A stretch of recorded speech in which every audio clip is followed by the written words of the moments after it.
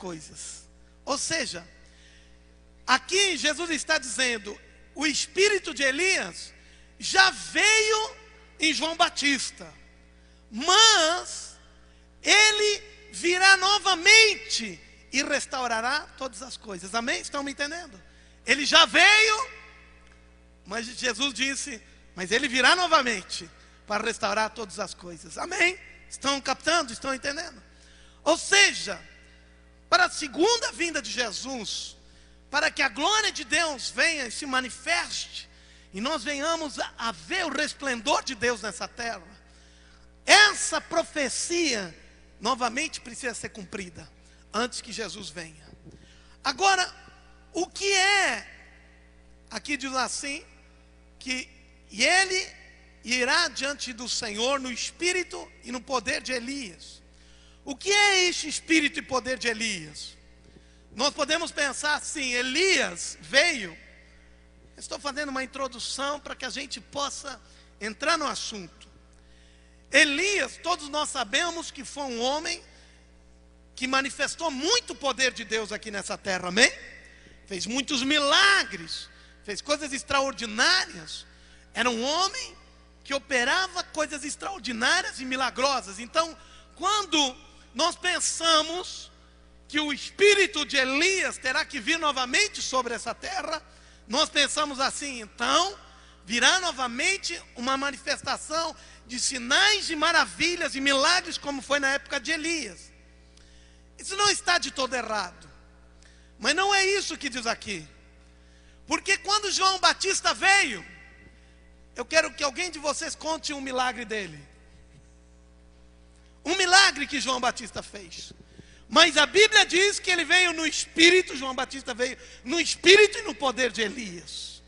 Ou seja, o espírito e o poder de Elias é algo diferente de que simplesmente manifestação de sinais e maravilhas. O espírito e o poder de Elias é a capacidade de gerar paternidade e filiação novamente aqui nessa terra. Amém? Pois foi isso que Elias fez. A maior capacidade que Elias teve, o maior diferencial de Elias, não foi porque ele fez milagres. Milagres muitas pessoas fazem. Milagres é só buscar dom de Deus, orar pelos enfermos. Fizemos milagres, e cada um de nós, quem sabe, pode contar quantos milagres já aconteceram em tua vida e através da tua vida. Ou seja, Deus sim, Ele vai fazer muitos milagres, porque haverá nesses dias vindouros um avivamento de milagres, com certeza. Mas o que mais Deus deseja, além disso, e o que mais a palavra de Deus diz, que é um poder maior do que fazer milagres, é a capacidade de gerar filhos. Agora, por que é que a Bíblia fala que Elias teve essa capacidade? Por que está falando do espírito de Elias? Porque está dizendo sobre Elias. Elias, quantos filhos Elias teve? Não sei, a Bíblia não diz. Elias foi pai? Não sei, a Bíblia não diz. Então, por que está se referenciando que Elias é o nosso modelo de paternidade? E agora eu quero dizer algo para vocês. Porque ele gerou um filho espiritual. Ele gerou a Eliseu. Ele gerou um homem de Deus, com caráter, com uma capacidade maior inclusive que a dele, porque a Bíblia diz que Eliseu fez o dobro de milagres que Elias fez. Ou seja, preste bem atenção, querido. Quando Deus, Ele olha para Elias, logicamente que Ele vê um grande operador de milagres. Mas quando Deus olha para Elias, aquilo que Ele mais valoriza em Elias foi: Elias gerou um filho. E quando Elias subiu ao céu, todos nós sabemos a história de Elias, que foi tomado por Deus e subiu com uma carruagem de fogo. Lá no livro de 2 Reis, capítulo 2, versículo 12, diz assim: e vendo Eliseu que Elias estava subindo, ele clamou: meu pai, carros de Israel e seus cavaleiros. Ele estava olhando para Elias e estava dizendo: meu pai, meu pai. Ele considerou Elias quem? Pai dele. Amém? Agora, muito interessante é que no Velho Testamento nós vemos dois homens que geraram um verdadeiro discípulo como filho. Dois homens que marcaram o Antigo Testamento, que geraram filhos espirituais. E nós não precisamos demorar muito para saber o nome deles. O primeiro é Elias, que nós já falamos, e o segundo foi Moisés. Elias e Moisés. E isso Deus levou em conta de tal forma. E qual foram os dois homens que foram transladados para junto com Deus e que apareceram junto a Jesus no Monte da Transfiguração? Eu sempre ficava me pensando, por que é que Deus escolheu justamente Elias e Moisés? Dois modelos de homens que geraram discípulos, dois modelos de pais espirituais. E Deus está dizendo: é isso que eu valorizo nesses homens. É isso que é a marca de um verdadeiro homem de Deus. É isso a marca de um homem que prepara a vinda do Senhor, a glória de Deus aqui para essa terra. Estão me acompanhando? Ou seja, nós vemos aqui, queridos, que o coração de Deus se agrada tanto de homens que levam esse conceito da paternidade séria. Deus, Ele olha isso de uma forma e Ele chama isso de poder, inclusive. Tanto que Ele diz o espírito e o poder de Elias. E o poder de Elias justamente foi em gerar discípulo. Um dos apóstolos mais conhecidos atualmente e que falam sobre a restauração da igreja é um homem chamado David Canistrati, e ele diz o seguinte: sem pais espirituais, a igreja não alcançará o seu destino final. Diga assim: sem pais espirituais, a igreja será incapaz de alcançar seu destino final. Então, o que ele está falando, assim como muita gente deu muita ênfase nos últimos anos sobre restaurar o tabernáculo caído de Davi, e como agora muitos homens de Deus estão falando muito sobre a restauração e trazer a glória, o reino de Deus aqui nessa terra, uma das coisas que nós precisamos entender, que enquanto a igreja não tiver dentro dela essa característica de paternidade e de filiação, enquanto isso não tiver bem claro, funcionando, Jesus não vai poder manifestar com toda a intensidade a sua glória.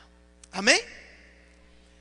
É interessante que na Bíblia sempre nós vemos que Deus descreve a história desde o início através de famílias. Não sei se vocês percebem isso. Sempre Deus escolhe uma família. É uma família aqui, uma família lá, família de Noé, família de Abraão, depois a família de José, família de Davi. E sempre Deus escolhe, está fazendo toda a história do Antigo Testamento através de um homem e sua família. Através de um homem e sua família. Quando a história tem continuidade, é um homem e a sua família. Um homem e aquelas pessoas a quem ele preparou como filhos. O pensamento de Deus, sempre, desde o início da história, foi esse. Lá no Velho Testamento, Deus sempre fala das famílias, das tribos, das 12 tribos de Israel.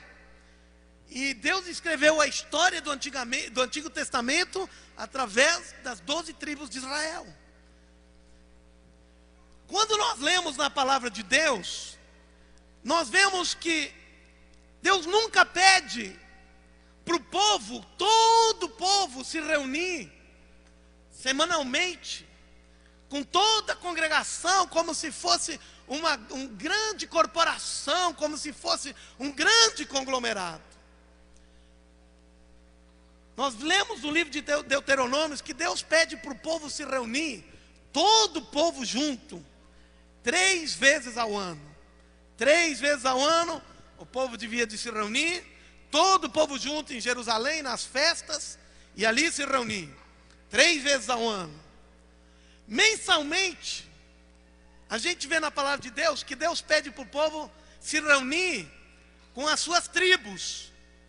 Ou seja, se reunir com elas, com a parte da tribo que está ali, a parte da clã que está ali. Mas semanalmente, Deus pede para o povo se reunir com a sua família, com aqueles que são próximos ali dele. Então nós vemos que onde é que Deus faz as coisas é naquele pequeno grupo chamado família. E assim, esse Espírito entrou por intermédio de João Batista.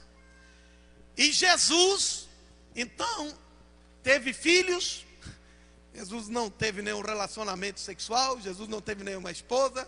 Mas Jesus teve filhos e esse Espírito estava sobre Jesus, é claro. Ele foi chamado de filho. Inclusive ele não começou o seu ministério antes de ser chamado filho.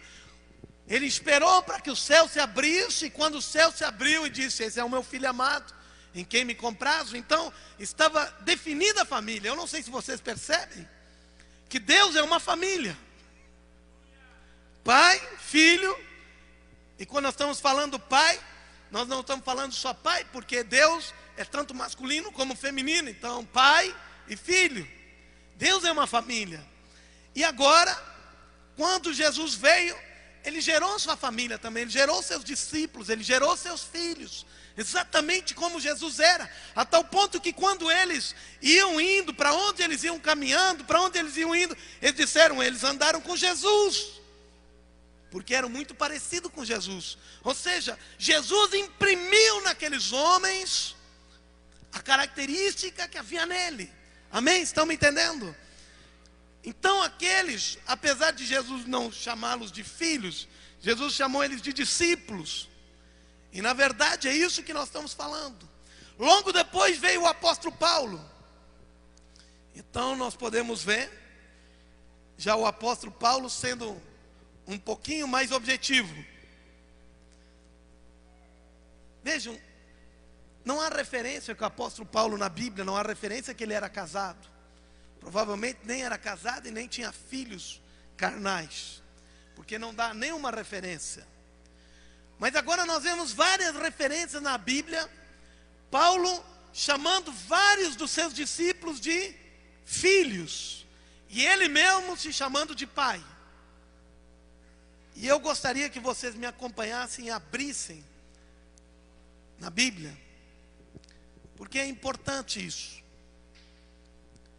E que vocês marcassem, porque no início, quando eu comecei, há muitos anos atrás, comecei a me aprofundar nesse assunto, e quando falavam de filhos espirituais, eu dizia, não, isso é uma moda nova, isso é uma coisa que inventaram para, sei lá, fazer para ter controle sobre as pessoas.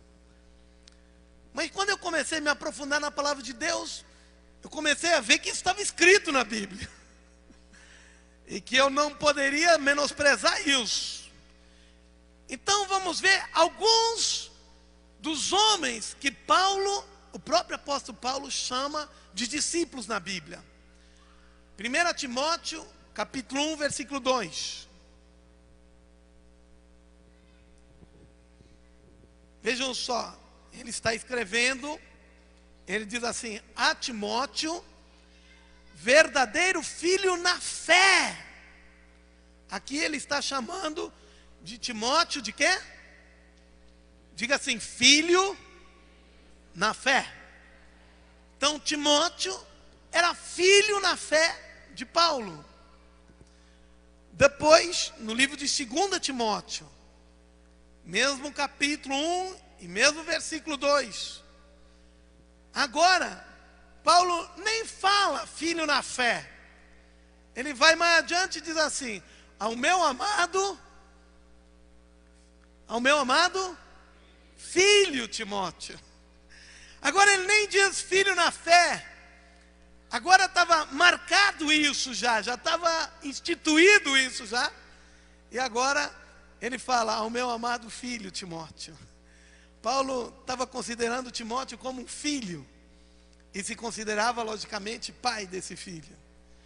Em 1 Coríntios, capítulo 4, versículo 17.